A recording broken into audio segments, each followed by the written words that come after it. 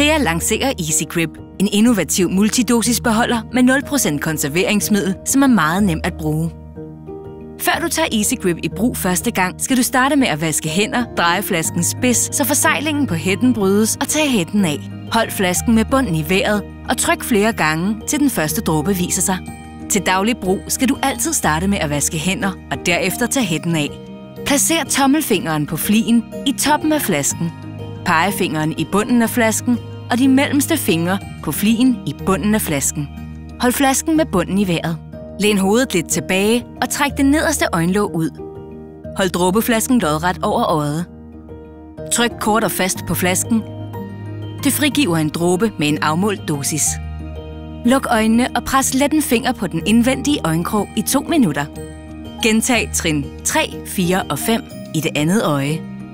Luk flasken straks efter brug.